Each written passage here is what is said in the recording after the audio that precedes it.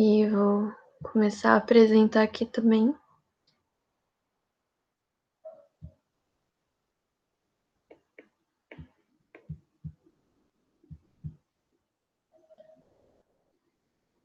Tá compartilhando, gente? Acho que tá, né? Tá sim. Tá. Dá para ver aqui o PowerPoint? Dá. Tá todo mundo vendo? Sim?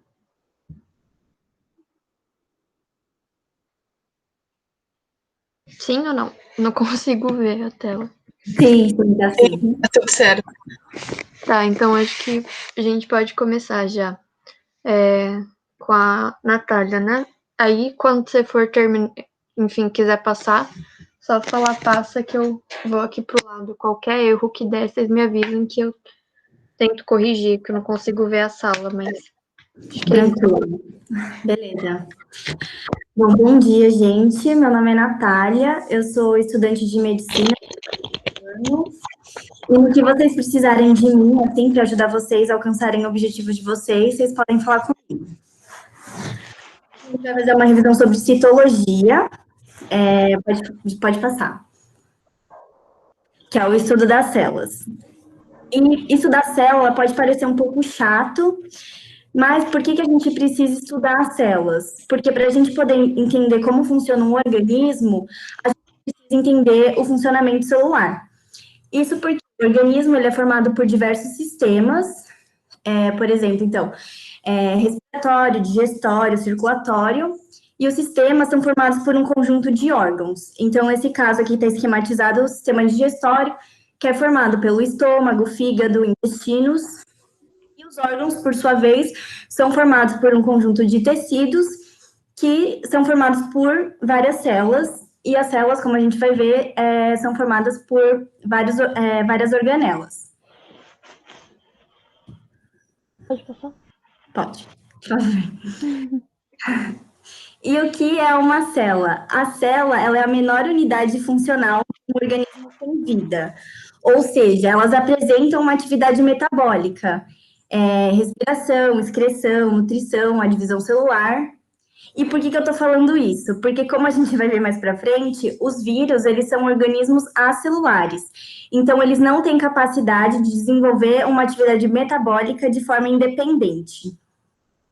Existem organismos que apresentam apenas uma células, os unicelulares, como é o caso das bactérias, e outros, né, que são formados por um conjunto de células, que são os organismos pluricelulares, como a gente. Boa. A gente vai ver que as células, elas podem ser classificadas de duas formas. As células procariontes e as eucariontes. E as eucariontes ainda, elas podem ser divididas em célula animal e vegetal. Mas quais são os componentes que todas as células apresentam? Bom, tem a membrana plasmática, que é uma dupla camada de fosfolipídios, responsável pelo controle da célula de tudo que entra e sai. O citosol, que é como se fosse um caldo que vai preencher a célula. A cromatina, que é um material genético, que vai controlar o metabolismo celular. E os ribossomos, que são formados por moléculas de RNA e também são responsáveis pela síntese de proteínas. Passar. Como caracterizar as particularidades de cada tipo celular. As células procarióticas, elas são mais primitivas. Elas possuem uma estrutura menos complexa, sem núcleo, e o material genético fica disperso pelo citosol. Como característica dela, ela tem uma parede celular de peptídeo glicano, que vai conferir maior rigidez à estrutura dessa célula. O mesossomo, que é uma invaginação da membrana plasmática, que é responsável pela respiração da bactéria, e também ele vai auxiliar no processo de divisão celular. E o plasmídio, que é um fragmento de DNA circular com capacidade de duplicação independente. Pode passar. E o que diferencia as células procariontes das células eucariontes? É a presença do núcleo celular, delimitado pela carioteca, separar o material genético das outras estruturas que compõem a célula, e a presença dos organoides membranosos. Então, eucariótica, ela vai estar presente nos protozoários, algas, fungos, animais e vegetais. Pode passar. Então, quais são os organoides membranosos que compõem a célula eucarionte? Tem o retículo endoplasmático liso, que a função dele vai depender do tecido em que essa célula pertence. Então, por exemplo, no fígado, ele vai ter a função de desintoxicação, e nas células do testículo e ovário, ele vai ter a função de síntese de esteroides. O retículo endoplasmático rugoso, ele tem esse nome justamente por estar associado aos ribossomos e a função de produzir proteínas. Essas proteínas produzidas por eles, elas vão ser direcionadas para o complexo de Golgi, que vai armazenar e secretar substâncias. E, além disso, o complexo de Golgi também ele é responsável pela formação do lisossomo, que são estruturas responsáveis pela digestão celular. Outro organóide também são as mitocôndrias, que elas apresentam a função de respiração celular, então é ela que vai promover a energia para a célula. Pode passar.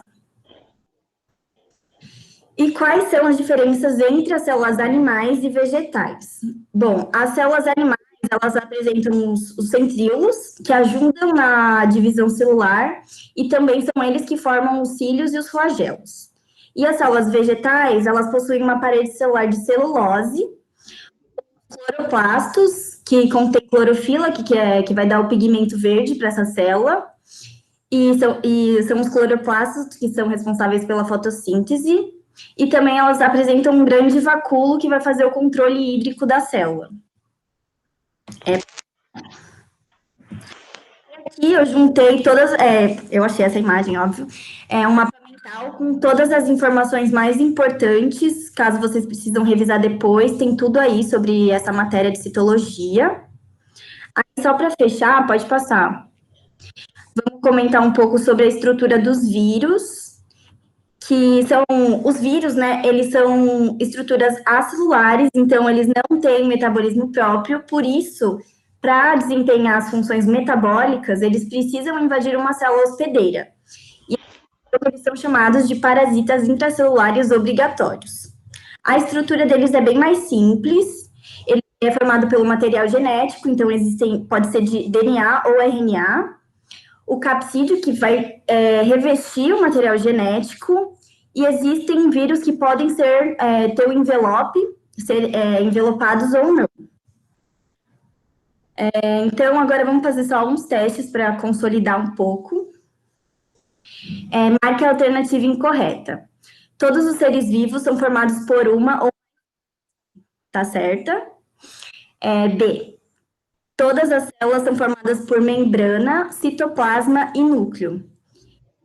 Porque, como a gente viu, existem os procariontes e os eucariontes. E os procariontes, eles não possuem núcleo. Então, essa seria a alternativa errada. As células são unidades funcionais dos organismos vivos, ok. E uma célula só pode originar-se de outra existente. Também tá certa, pode passar. Bom, próximo. A estratégia de obtenção de plantas transgênicas pela inserção de transgenes em cloroplastos, em substituição à metodologia clássica de inserção do transgene no núcleo da célula hospedeira, um aumento quantitativo da produção de proteínas recombinantes com diversas finalidades biotecnológicas.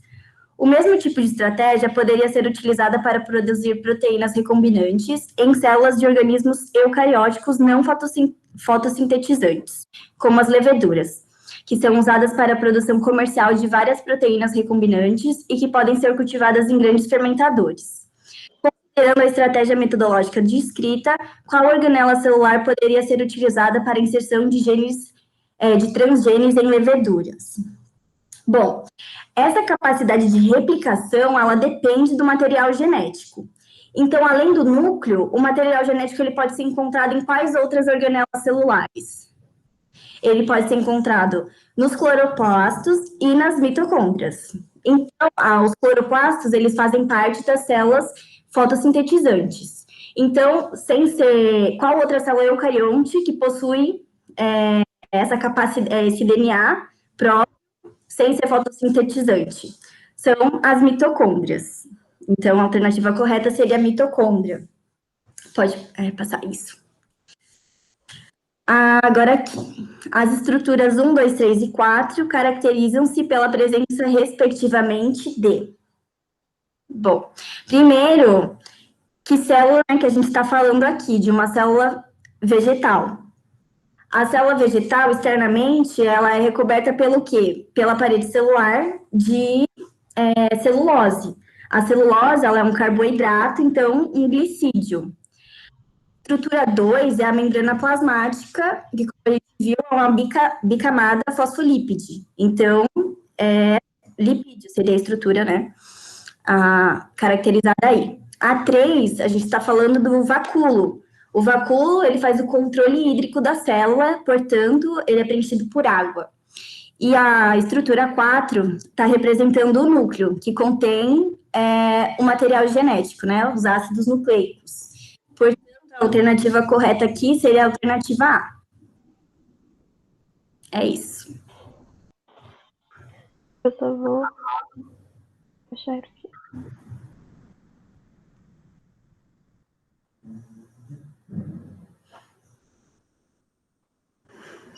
Oi, gente, tudo bem? Eu sou a Isa e eu vou apresentar para vocês sobre a origem dos seres vivos e método científico. Eu acho que o microfone de alguém está aberto, então... É o meu, peraí, foi mal. Imagina. Para a gente conseguir falar um pouco sobre a origem dos seres vivos e as vertentes que tem dentro dessa área, a gente precisa ver um pouco sobre o método científico, né? O método científico é baseado na observação, seguida de perguntas. Essas perguntas levam a hipóteses, que são comprovadas a partir de experimentos, e o resultado desses experimentos são analisados para, por fim, ser possível chegar a uma conclusão, né? Uma grande questão sobre o estudo da vida é sobre o surgimento dessa, né? Algo que sempre levantou muita curiosidade. Por causa disso, ao longo da história da ciência, diversas hipóteses foram levantadas para explicar como essa teria aparecido. Só que duas hipóteses se destacaram, sendo essas a abiogênese e a biogênese.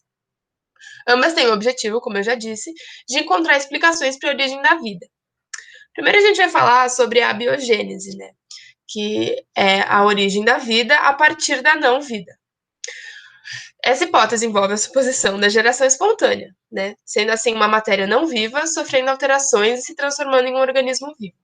Aqui eu coloquei uma tirinha, não sei se dá para ver muito bem, meio que explicando essa geração espontânea. Hoje em dia, quando a gente fala sobre isso, parece algo meio absurdo e algo meio abstrato.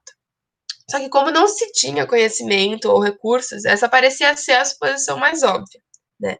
Sendo essa a teoria mais antiga do que a biogênese, que a gente vai falar um pouco depois, tendo sua origem ainda na Grécia Antiga, como pessoas tipo Aristóteles defendendo. E por causa disso, muitos foram cientistas que buscaram comprovar essa ideia. Agora a gente vai ver um pouco sobre os experimentos que meio que envolvem a biogênese. No século XVIII, teve esse experimento do John Needham, que era um cientista inglês, que buscou, ele era grande defensor da teoria da biogênese, e ele buscou comprovar ela a partir desse experimento, né? Ele ferveu frascos com uma solução nutritiva, e após a fervura, ele os fechou e deixou em repouso para ver como os micro-organismos se desenvolviam, se aparecia micro-organismos ou não aparecia. Posteriormente, no século XVIII também, na próxima imagem, e desculpa pela imagem de má qualidade, essa foi a única que eu consegui encontrar. Esse outro cientista, chamado Lázaro Spallanzini, refez esses experimentos com algumas alterações, né? Tendo o experimento do John Needham com resultados, né, apareceram micro-organismos, ele contrapor com algumas alterações. Tem os balões de vidro completamente fechados e posteriormente fervidos. E quando ele fez isso, ele notou que não tinha aparecimento de nenhum micro-organismo. E aí surge a dúvida sobre o que aconteceu de errado no experimento do Needham para ter aparecido micro-organismos, né? O que aconteceu foi que o Needham não ferveu a sua solução nutritiva por tempo suficiente para matar todos os organismos existentes. E ele fez isso porque, tecnicamente, destruiria a força vital que ele tanto defendia das substâncias nutritivas, né? E aí, para contrapor a hipótese da abiogênese, surgiu a biogênese, que a gente vai falar agora. Próximo slide, isso. Que é o surgimento da vida a partir da matéria viva, certo? Essa hipótese busca afirmar a impossibilidade do surgimento de organismos vivos a partir de matéria não viva. E fala, portanto, que todos os seres vivos da natureza derivam de outro ser vivo pré-existente, sendo baseada na reprodução dos organismos, como a gente viu quando a Natália falou das células sempre sendo pré-originadas de outras células, né? Da mesma forma que na biogênese, como a gente já viu no processo científico, experimentos foram realizados a fim de comprovar ou falsear essa teoria. E ali tem uma imagem do ciclo da vida, uma imagem do ciclo da vida para mostrar que tudo surge da vida. Enfim, pode seguir para a próxima.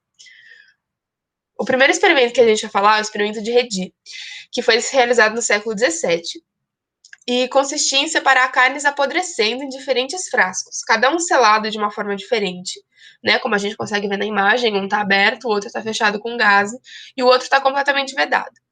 A partir disso, foi possível observar o surgimento de larvas no frasco aberto e em cima da gaze no frasco fechado com gaze.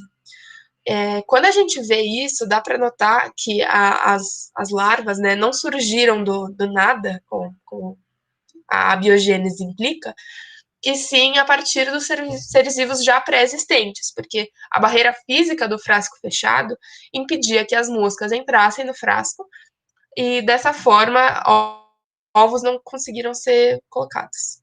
Agora a gente vai falar do último experimento, que é o experimento do Pasteur, que finalmente comprovou a biogênese, né? O que ele fez? Ele colocou em 4 frascos de vidro um caldo nutritivo, como a gente já viu, e curvou o gargalo de todos eles. Ferveu e esperou para ver se surgia algum micro-organismo dentro desse vaso, desse frasco. Quando ele analisou, ele viu que não tinha absolutamente nada, não tinha nenhum tipo de micro-organismo. E quando ele quebrou o gargalo, micro-organismos apareceram no caldo. O que aconteceu foi que o gargalo curvo ofereceu uma espécie de filtro a partir das gotículas de água quando sofreu a fervura, e aí impediu o surgimento de micro-organismos. O que assim comprovou finalmente a biogênese, que a vida só surge a partir da vida já existente. Agora a gente vai fazer alguns exercícios para ver para fixar a matéria, né? Enfim, em certos locais, larvas de moscas criadas em arroz cozido são utilizadas como iscas para pesca. Alguns criadores, no entanto, acreditam que essas larvas surgem espontaneamente do arroz cozido, tal como preconizado pela teoria da geração espontânea. Essa teoria começou a ser refutada pelos cientistas ainda no século XVII, a partir dos estudos de Redi e Pasteur, que mostraram experimentalmente que, então vamos lá, seres vivos podem ser criados em laboratório. Como a gente já viu, não é isso que acontece, né? Porque já foi tentado que isso acontecesse e não deu muito certo. A vida se originou no planeta a partir de micro-organismos, que não se configura como verdade, porque a vida surge a partir de diferentes razões que a gente vai ver em outras aulas, mas não é essa. Aí a gente vai passar para D, para a gente falar por último da C. Seres vermiformes e micro-organismos são evolutivamente aparentados, não foi isso que os estudos do Redi e do Pasteur tentaram comprovar. E vermes e micro-organismos são gerados pela matéria existente nos cadáveres e nos caldos nutritivos, respectivamente. Não tem nada a ver, como a gente conseguiu ver nos experimentos, né? Então, a resposta certa é a C, que fala que o ser vivo é oriundo da reprodução de outro ser vivo pré-existente, certo? Próximo. A letra C é a certa. Ao examinar um fenômeno biológico, o cientista sugere uma explicação para o seu mecanismo, baseando-se na causa e no efeito observado. Esse procedimento, faz parte do método científico. Está certo, né? Como a gente já viu dentro dos primeiros slides. 2, é denominado formulação de hipóteses. Também está certo, como a gente já viu. 4, deverá ser seguido por uma experimentação, como a gente também está certo. E 8, deve ser precedido por uma conclusão. Não está certo, porque a conclusão é o último passo do método científico. E aí a resposta é a soma dos números. Ali está errado a resposta que eu coloquei, porque a 4 também está certa. Então a resposta certa é 7. Tá? Enfim, a partir das informações dadas, enumere as informações em ordem sequencial, de acordo com as etapas do método científico. Então, vamos lá. Como a gente já viu, a dúvida sobre determinado fenômeno da natureza é o primeiro passo, certo? E a partir disso, são possíveis respostas para a pergunta em questão, da pergunta que foi levantada sobre esse fenômeno da natureza. A partir disso. Não, desculpa, o levantamento de deduções vem antes, né? Porque as respostas são. Aí vem a etapa experimental, que é quando se tentam determinar qual é o certo.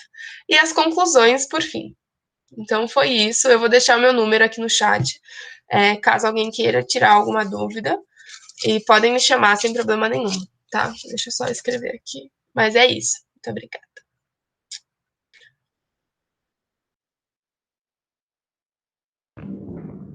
Aí você apresenta, Henrique? Vou parar aqui. Isso. Tá. Deixa eu ligar minha câmera.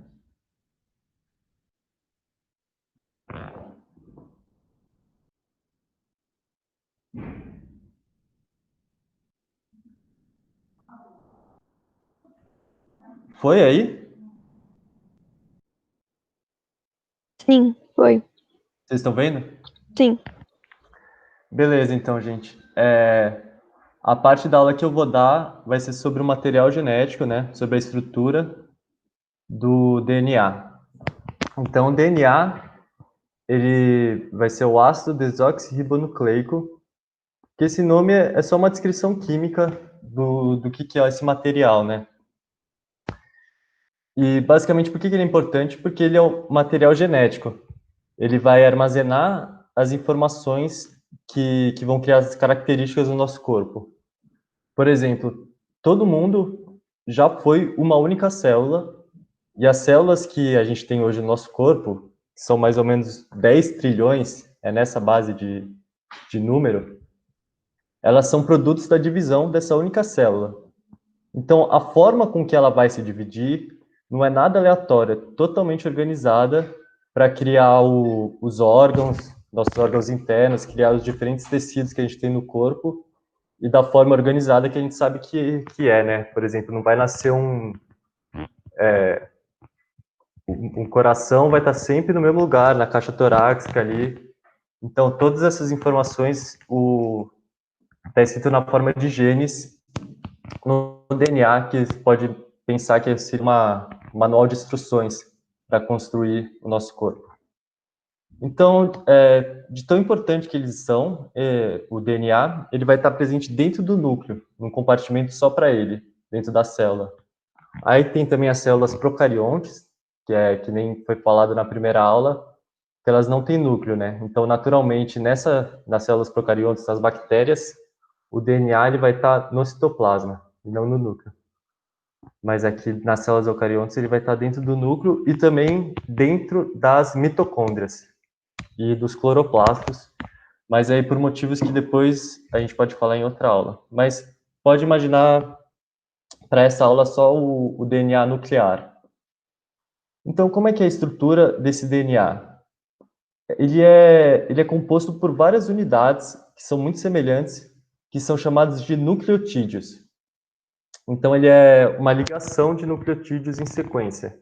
Nada mais que isso, formando cadeias bem longas de nucleotídeos e que se organizam de uma forma bem específica, que é uma estrutura chamada de dupla hélice, que depois eu vou passar um vídeo, depois desse slide, que dá para visualizar bem como é que é essa dupla hélice, para não ficar só descrevendo também a estrutura, mas também é importante para saber os termos corretos de usar.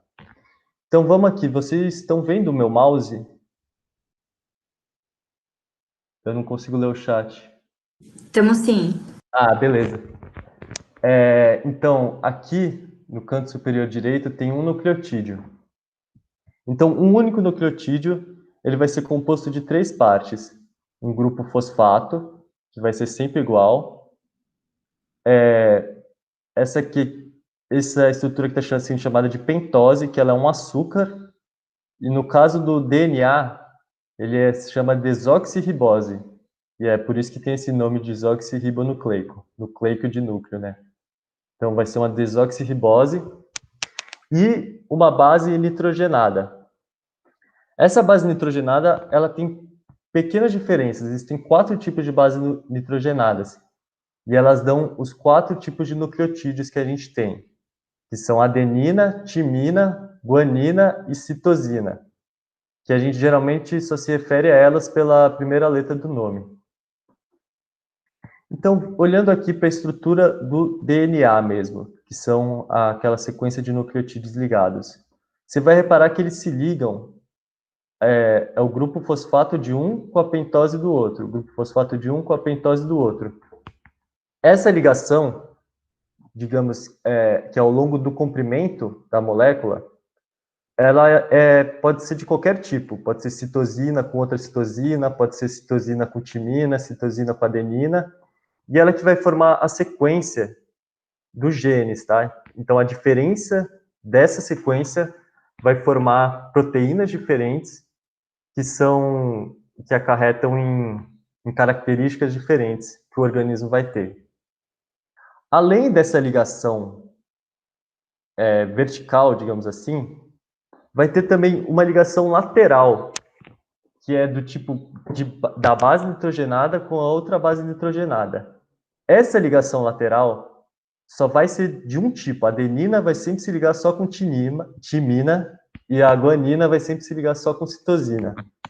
Por esse motivo, essas duas fitas elas são chamadas de complementares. Uma é como se fosse o molde da outra, é como se fosse o negativo da outra.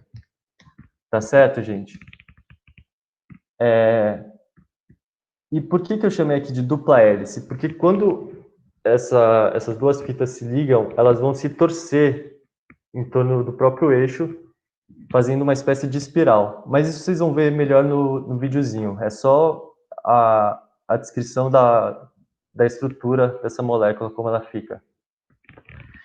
E, bom, para terminar, vou falar um pouco sobre o RNA, que é uma molécula que é muito parecida com o DNA, então vai ter várias características semelhantes. Por exemplo, ela também é formada pela junção de vários nucleotídeos, mas, como vocês podem ver, aqui é ácido ribonucleico, não desoxirribonucleico. E essa diferença está na pentose, tá certo? A pentose ela não é uma desoxirribose, ela é uma ribose. E isso muda toda a dinâmica da interação dos átomos que estão dentro dessas moléculas. Então, o RNA ele não se organiza em fita dupla, ele se organiza em fita simples. Não tem essa ligação lateral que nem tem no DNA. E o DNA ele é sempre tirado o RNA ele é sempre retirado do DNA, que é o molde dele. E quando isso acontece, o nucleotídeo que é timina no DNA, ele vai ser substituído por um nucleotídeo que se chama uracila. Então, uracila é um nucleotídeo específico do RNA e timina é um nucleotídeo específico do RNA. Então, seria isso que eu tenho para falar. A última coisa que eu quero que vocês aprendam desse slide é essa estrutura de molécula, que eu falei que são várias peças encaixadas, várias unidades encaixadas, que nem um DNA, que são vários nucleotídeos ligados, ele é chamado de polímero, tá? Poli vem de muitos, mero vem de partes, então muitas partes. E cada uma das unidades, cada uma das pecinhas vai ser chamada de um monômero. Tá certo, gente? Agora eu vou ver se consigo passar esse vídeo. Tá aproveitando aqui. Então aqui ele só está destacando o núcleo da célula.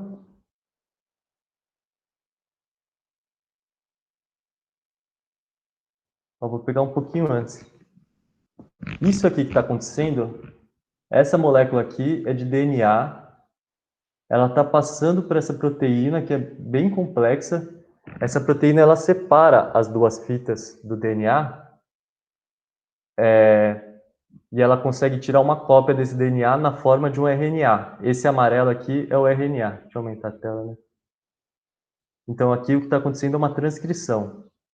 Mas o que eu queria mostrar não era nem isso, na verdade. É isso aqui, ó. Essa é a estrutura do DNA.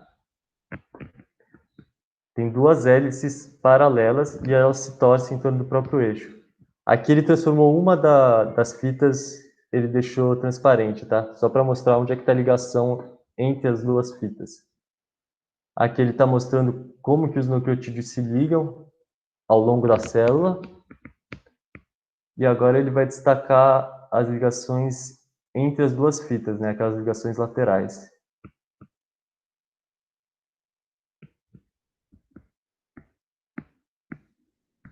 Tá certo? Era só isso que eu queria mostrar. Alguma dúvida, gente? Tem um exercício aqui para a gente fazer.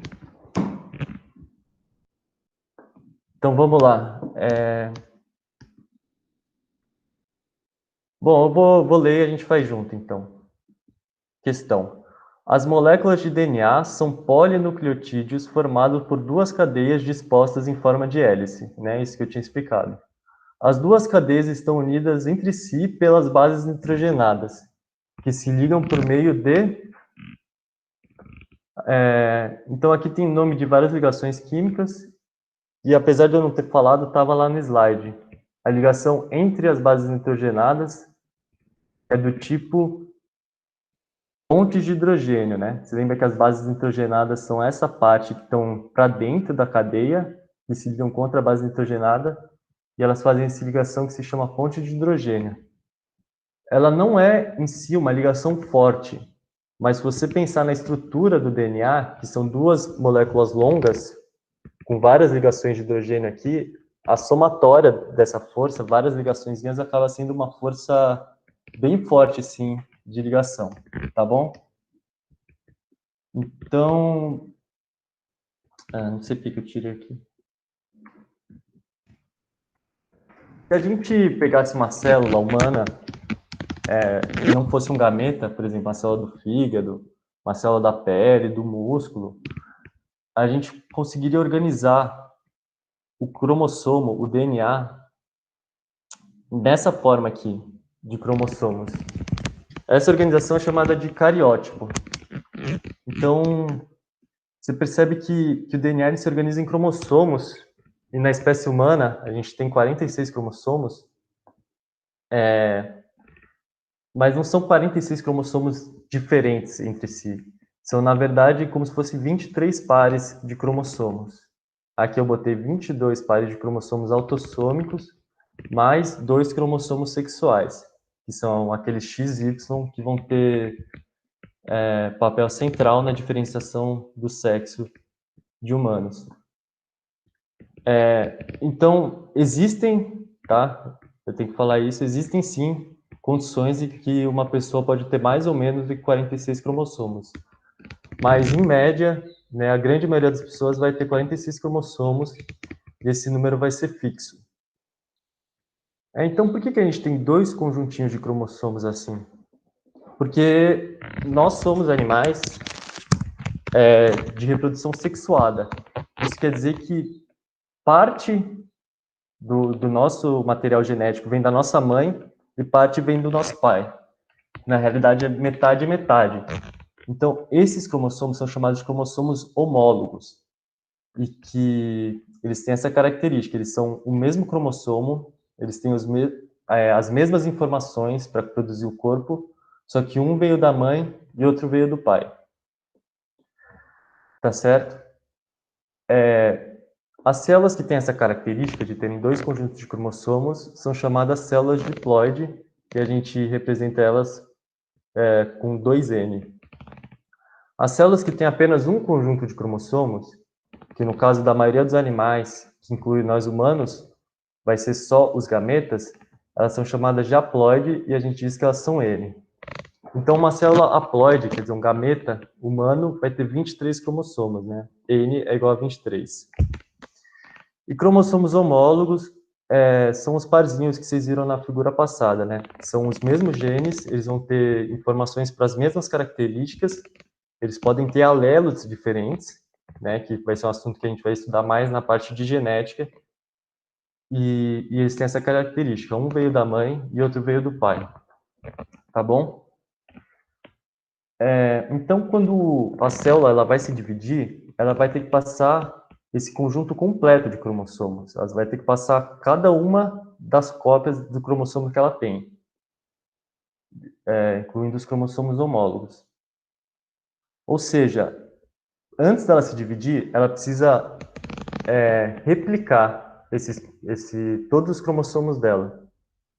Então, eu botei essa imagem aqui resumida, porque eu quero chamar a atenção para uma coisa que geralmente as pessoas se confundem. Ó, a mitose, ela é só essa etapa aqui da divisão, tá? Antes da mitose, ocorre a duplicação dos cromossomos. Quando os cromossomos estão duplicados, a gente representa nessa formazinha aqui que parece um X, que na verdade são duas cromátides ligadas pelo centrômero. Então, ó, chamar atenção de novo. Os cromossomos homólogos aqui, essa célula, ela é 2N é igual a 2. O cromossomo vermelho, ele é homólogo ao cromossomo azul. Aqui, os cromossomos eles estão replicados em duas cromátides cada um. Mas continua tendo dois cromossomos aqui, tá certo? O vermelho continua sendo homólogo do azul, sendo que cada perninha, cada fitinha dessa, não é a dupla fita também, elas são cromátides irmãs, tá? Cada uma é uma dupla fita. E bom, como vocês podem ver, na mitose, a célula vai começar 2N e vai terminar duas células 2N. Então, vamos ver melhor, passo a passo, como é que ocorre a mitose. Então, vocês já conhecem, né? Ela é dividida em 4 fases. E, na verdade, é um processo contínuo que a gente que divide em fases para conseguir estudar melhor. Eu também vou passar um videozinho sobre a mitose, vocês vão ver como como é difícil você separar na prática essas fases. Então, primeiro aqui tem a intérfase. A intérfase ela não faz parte da mitose, tá? A intérfase é o período que a célula está realizando atividade metabólica, está realizando a atividade de célula dela. E numa etapa específica da intérfase, se ela for se duplicar essa célula, ela vai duplicar os cromossomos antes. Então, a mitose já começa com os cromossomos duplicados, como vocês podem ver aqui, essa representação de X, tá? São cromátides irmãs. Primeira fase é a prófase. O que ocorre? Duplicação e migração dos centríolos para os polos da célula, que são essas estruturas aqui. Elas normalmente ficam perto do núcleo da célula, na intérfase, só que durante a prófase elas vão migrar para os polos da célula, e elas têm essas fibras aqui, chamadas fibras do fuso. E elas vão se formando também durante essa etapa. E ocorre também a fragmentação da carioteca, que, para quem não lembra, é a membrana do núcleo, né, que delimita o núcleo. Então, o núcleo ele vai se desfazer durante essa etapa também, levando a gente para a próxima etapa, que é a metáfase.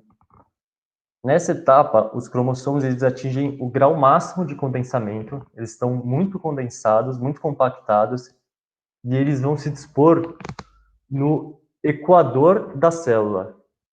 Pensa, por exemplo, no globo terrestre, tem a linha do equador que passa no centro. Então, a célula também vai ter esse equador, que é onde os cromossomos eles vão se dispor dessa maneira. As fibras do fuso, que são essas cordinhas, digamos assim, que partem dos centríolos, elas vão se ligar aos cromossomos. Olha como está nessa imagem aqui. Então, a fibra que parte de um lado do cromossomo, que está a fibra que parte do centríolo que está em um polo da célula, ela vai se ligar só em uma das cromátides, enquanto que a fibra do outro seu centríolo vai se ligar só a outra cromátide. Então, isso vai levar à próxima fase, que é a anáfase, que ocorre o encurtamento dessas fibras. Isso vai dividir as cromátides irmãs que estavam juntas, levando cada uma para um polo da célula.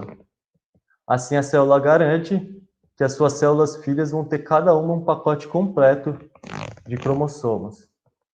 Então, a telófase, que ocorre? A reconstrução da carioteca, a citocinese, que é a divisão da membrana da célula, e basicamente é uma fase em que que a célula vai restabelecer a sua condição inicial, né? Então, os cromossomos eles vão se descondensar, os centríolos eles vão voltar para perto do núcleo, a carioteca vai se refazer e etc. Aqui um resumo, né, das etapas. Então, agora só tem mais um videozinho e mais uma questão, gente. Esse vídeo, vou explicar para vocês. Eu tinha dito que o DNA são moléculas longas, né? E aí depois eu mostrei essa foto para você. Então você pode achar que esse comprimento aqui, eu estou chamando de longo. Mas não, gente. Esses cromossomos aqui, eles foram tirados da metáfase. É o grau que os cromossomos estão mais condensados. Então você imagina assim um novelo, uma linha enrolada. Se você pegasse a pontinha e fosse puxando, seria muito, muito maior do que isso. Para vocês terem uma ideia, dentro de cada célula, de como esse cromossomo é condensado, dentro de cada célula, se a gente esticasse o DNA, teria aproximadamente 2 metros de DNA de comprimento nas nossas células, tá? É muito, muito condensado. Eu não precisava fazer isso. E aí tem um videozinho que tenta uma animação, né, que tenta mostrar pra gente como que ocorre essa condensação, tá? E logo depois vai mostrar uma mitose.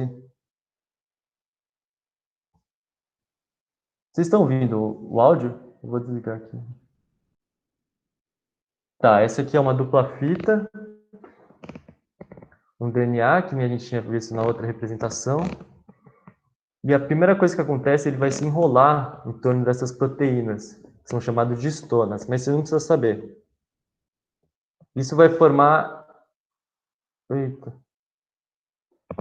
Isso vai formar essa primeira estrutura chamada de nucleossomos, que eles vão também se aglomerar entre si, formando essa outra estrutura. Então, quer dizer, o DNA já está totalmente enrolado nesses carretelzinhos, assim como se fossem. Eles ainda se juntam formando uma linha mais grossa. Depois eles se enrolam, aqui parece que eles estão se enrolando no próprio eixo, mas também tem proteína aí, que não está sendo representada. Então vai se enrolar de novo e depois mais uma vez ainda. Quer dizer, isso aqui é mais para vocês verem, vocês entenderem que aquele cromossomo lá, ele não é a sequência de nucleotídeos, tá? Ele já está completamente compactado. Aqui, então, tem os cromossomos compactados e vai começar a mitose. Ó, só estamos na metáfase, né? Os cromossomos estão no centro e agora vocês vão ver os fusos encurtando e puxando metade para cada lado. E agora a citocinese dando origem a 2 células. Estamos na telófase e pronto. Viram como é rápido? Eu vou passar de novo. Quando as células se dividem, você pode ver que vai mudar um pouco o citoplasma delas, vai ficar um pouco mais denso. Essa parte é a telófase, né? Tá restabelecendo as condições iniciais da célula. Só mais uma vez aqui, depois a gente vai para a questão. Prófase, tá, gente? Ó, não tem mais núcleo nas células, os cromossomos estão espalhados, e agora estão indo em direção ao centro, ó. Estão alinhados no equador da célula, centríolos puxam, né, anáfase, metade dos cromossomos para cada lado, citocinese, olha o citoplasma ficando mais denso agora, telófase.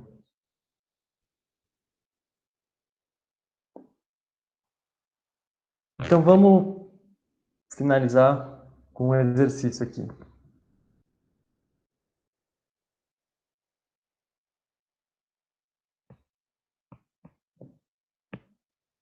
Não está indo.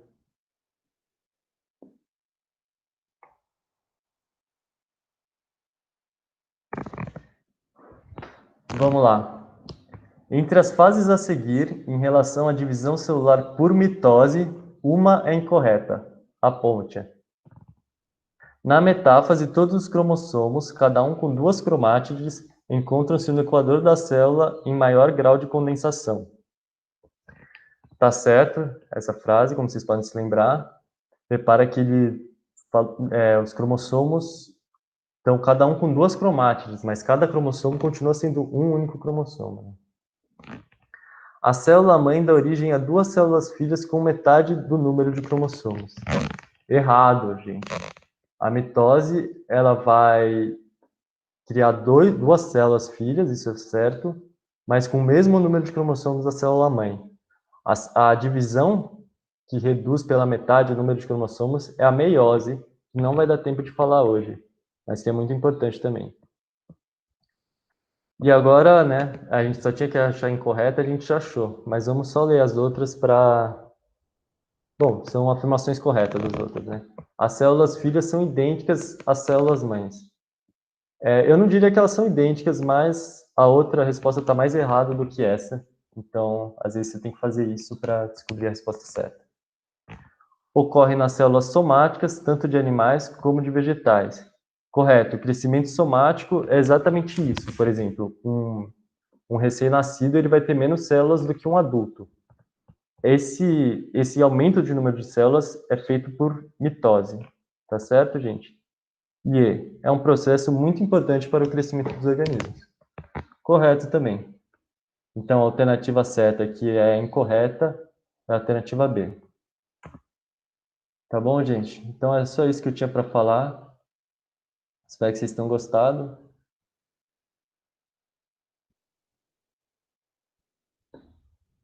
Alguém tá aí ainda?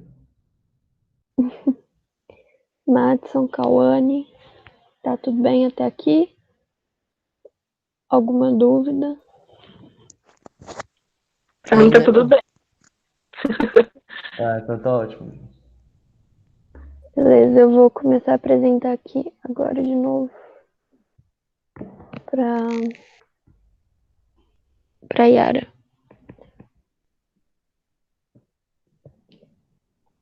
Vou coisar aqui meu microfone, mas qualquer coisa vocês me avisam se não estiver aparecendo.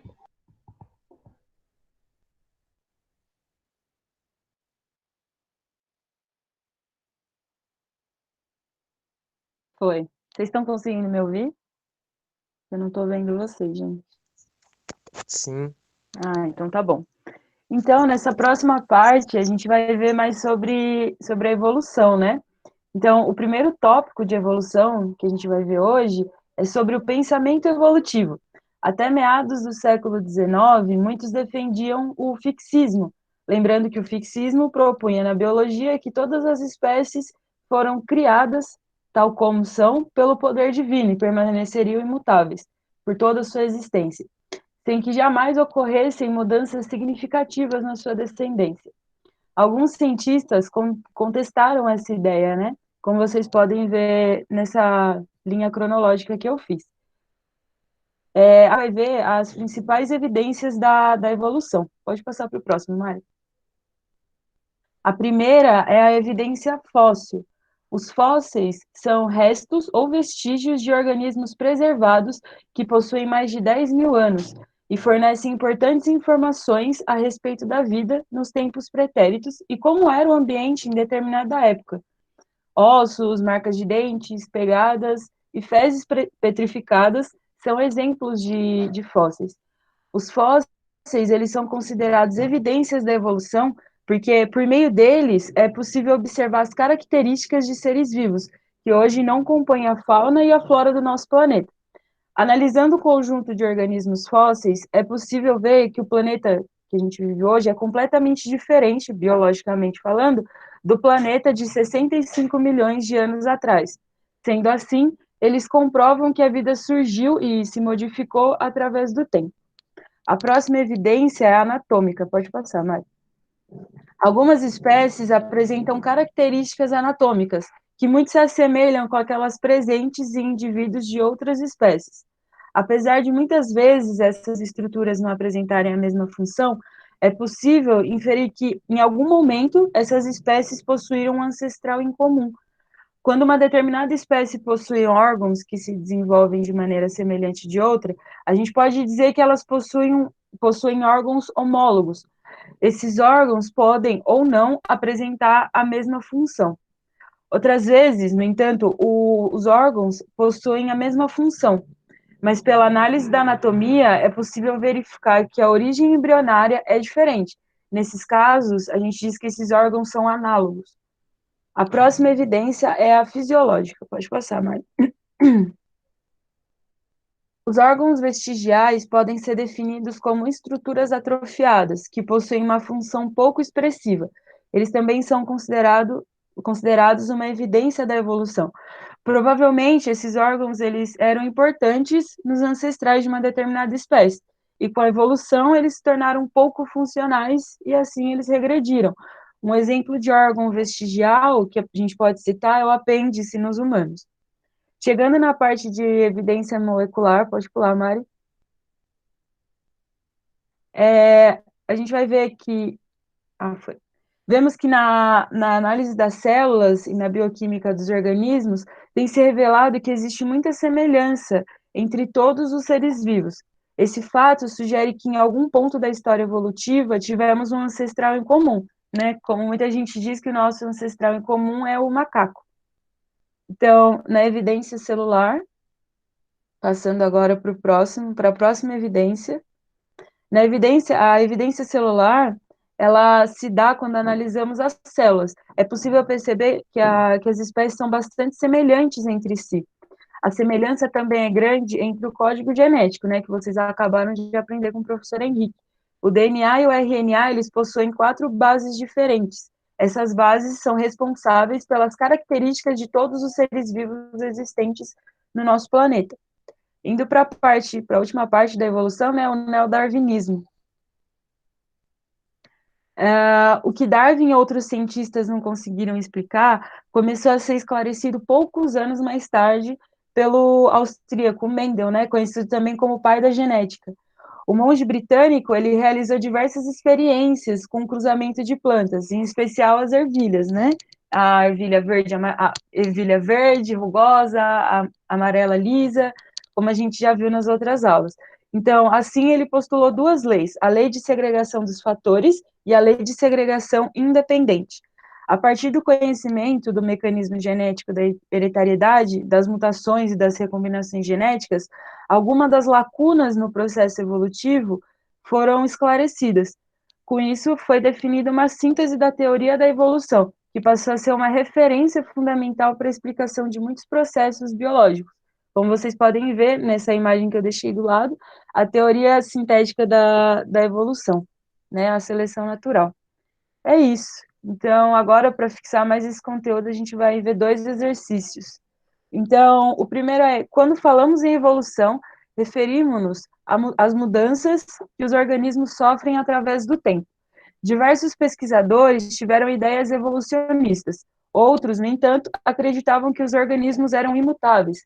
Todos os nomes abaixo referem-se a evolucionistas, exceto, então, como a gente viu lá no primeiro slide, naquela linha cronológica que eu fiz, Lamarck, Darwin e Wallace, os 3, eles acreditavam, né, na evolução.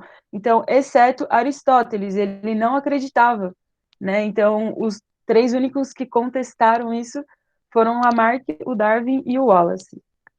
Próximo exercício. Então, é a letra D, né? Aristóteles, ele acreditava no fixismo. Então, a segunda questão é, de acordo com a teoria proposta por Darwin, humanos e outros organismos vivos, como a baleia, apresentam certo grau de parentesco. Isso ocorre porque todos os organismos, letra A, passaram por processos de seleção natural, letra B, possuem um ancestral em comum, letra C, possuem a capacidade de hereditariedade, letra D, passaram por processos de convergência adaptativa, letra E, passaram por mutações direcionais. Pode passar para a próxima, Mari. Então, é a alternativa B. A ideia evolucionista proposta por Darwin baseia-se em 2 pontos básicos: a ancestralidade comum e a seleção natural. A ideia de ancestralidade comum refere-se ao fato de que os organismos possuem ancestrais comuns que sofreram modificações ao longo do tempo e divergiram-se, dando origem a novas espécies, assim como a gente já viu na aula. Bom, de evolução é isso. Vocês têm alguma dúvida? Pode abrir o microfone, se tiverem, ou mandar no chat. Ainda não. Não? Então tá bom. Então vamos passar para o próximo agora. Conceitos de ecologia, chegando nessa última parte da nossa aula. Então, agora a gente vai ver mais sobre os fundamentos da ecologia, né? A ecologia é a ciência que estuda a interação entre os seres vivos e o ambiente em que eles vivem. Temos alguns conceitos básicos de ecologia a serem estudados. O primeiro é o nicho ecológico. Esse nome se dá pelas atividades exercidas por aquele animal. Eu gosto de pensar sobre o nicho ecológico para fixar melhor, é como se fosse a profissão daquele animal no meio ambiente. Indo para o próximo, população. Então, sabemos que esse é o conjunto de indivíduos de uma mesma espécie que vivem e ocupam aquela mesma área. O próximo é comunidade, que se trata das populações de seres vivos de diferentes espécies, que mantêm relações no mesmo habitat. Então, população e comunidade são duas coisas diferentes, tá? Não confundam. O próximo é cadeia alimentar. Cadeia alimentar é a transferência de matéria e energia entre organismos em um ecossistema, onde um organismo é alimento de apenas outro ser vivo. No sentido da seta, o sentido da seta, ele indica o fluxo de energia e matéria orgânica, ou seja, do animal que é consumido em direção a quem o consumiu. Cada organismo ocupa um nível trófico diferente, lembrando que os níveis tróficos representam a ordem que a energia flui numa determinada cadeia alimentar. Por exemplo, o gafanhoto representa o consumidor primário, que se alimenta de um produtor, e ocupa o segundo nível trófico. Esses animais podem ser chamados de herbívoros. O sapo é um animal carnívoro, ele é um consumidor secundário, ocupando o terceiro nível trófico. Por fim, a serpente, que ocupa o quarto nível trófico da cadeia, também é carnívora, sendo uma consumidora terciária. E a gente não pode esquecer dos onívoros. No final da cadeia, todos os organismos eles serão decompostos pelos decompositores e a matéria inorgânica ela é reabsorvida pelos produtores. Então a gente chama esse ciclo de nutrientes. Chegando na última parte, a gente vai ver mais sobre a teia alimentar. A teia alimentar nada mais é que a interligação entre várias cadeias alimentares. Elas representam, de fato, o que ocorre na natureza, porque demonstram as diversas relações que existem entre os seres vivos. E uma cadeia alimentar, o fluxo da seta, como vocês viram, é no sentido unidirecional, então ela só tem uma direção. Enquanto isso, na teia alimentar, existem várias setas, devido ao maior número de interações alimentares e fluxo de energia entre os organismos. Então, como vocês podem observar ao lado, isso é uma teia alimentar, ela tem esse fluxo de setas maior. É isso, vamos fazer alguns exercícios, mais 2 exercícios agora. As pirâmides ecológicas são uma forma de representação das cadeias alimentares. Elas podem ser de números, de biomassa e de energia. A respeito das pirâmides de energia, marque a alternativa correta. Letra A. A cada nível trófico, a energia obtida no nível anterior é maior. Letra B. A pirâmide de energia nunca poderá ser invertida. Letra C. A pirâmide de energia representa o número total de indivíduos de uma cadeia alimentar. Letra D. A quantidade de energia em cada nível trófico é calculada multiplicando o número de indivíduos pela sua massa. Letra E. Os indivíduos da base são chamados consumidores primários. Pode passar para o próximo, Mari. Então, nessa questão é a letra B, né? A pirâmide de energia nunca poderá ser invertida, porque ela retrata, né, desculpa, a perda de energia que ocorre em cada nível trófico. Então, vamos para a segunda questão. Até aqui, vocês têm alguma dúvida?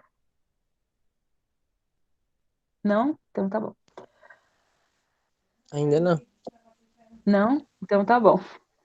A segunda questão. A ecologia é uma parte da biologia que estuda a relação dos organismos com o meio que os cerca. Os organismos interagem entre si e com todas as partes não vivas do ambiente, tais como solo, água, temperatura e umidade. Essas partes não vivas são chamadas de A, fatores abióticos, B, fatores bióticos, C, biosfera, D, nicho ecológico, ou a letra E, ecossistema. Pode passar para o próximo, Mari.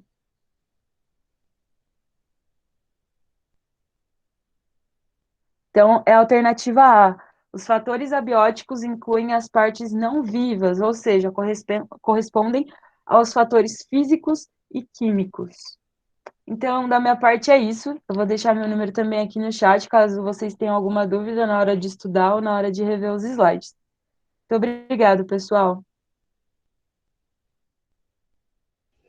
Acho que é isso, gente. Foi apresentado todo o conteúdo que biologia passou no primeiro semestre.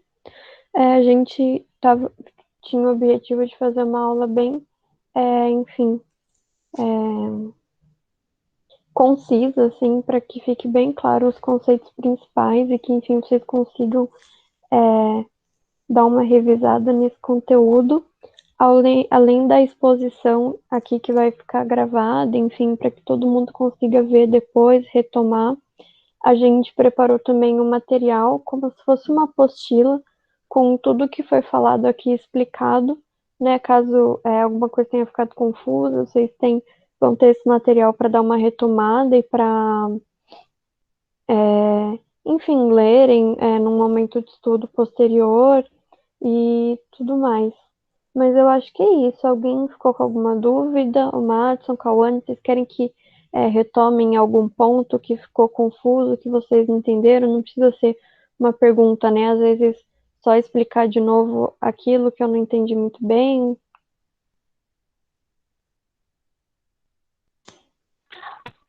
Então, até agora eu não tenho nenhuma dúvida, como eu estou anotando aqui, mas acho que na hora de revisar, talvez, eu posso estar chamando alguns professores, né, no WhatsApp. Mas por agora eu não tenho nenhuma. Bem explicadinho.